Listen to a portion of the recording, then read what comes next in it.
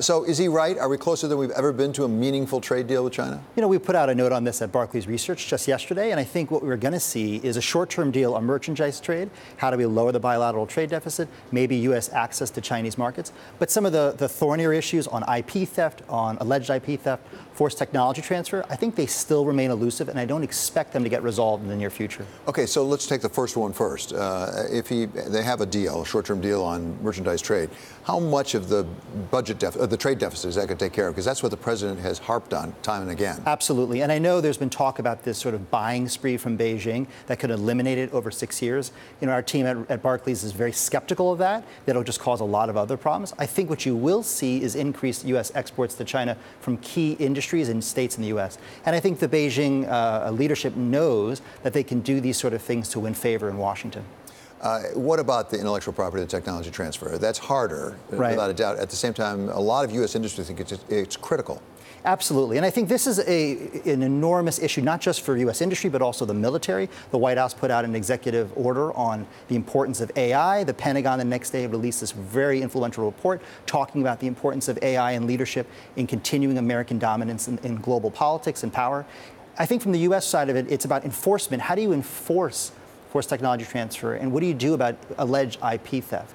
How do you get American businesses on board? Is this going to extend to our partner countries, both here in North America with Canada and Mexico? And will we work together with Europeans confronting China? These all remain open questions, so I don't see this being resolved in the coming months. We talked with Elizabeth Economy, someone who know from the Council on Foreign Relations and the Hoover Institute yesterday, and she emphasized the difficulty for Bob Lighthizer, the ambassador, to get enforcement straightened away. This is what she said. The other issue is really the issue of enforcement and verification.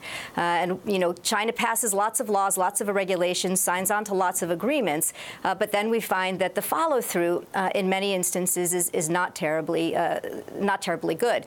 And that's something else that's going to prove very, very difficult to negotiate. So some people are suggesting that difficulty with enforcement means the president may well just leave the tariffs in place right now, the 10%, not take it up to 25%, not impose it on the additional goods, but keep it there sort of as a warning to the Chinese, something you can snap back on right away. Is that plausible? That's a very fair path, I think, to move forward on this. Keep in mind, from the Chinese perspective, they have this long-term industrial planning, the 2049 Realize the Chinese Dream. We talk a lot about Made in China 2025 or these AI ambitions for 2030.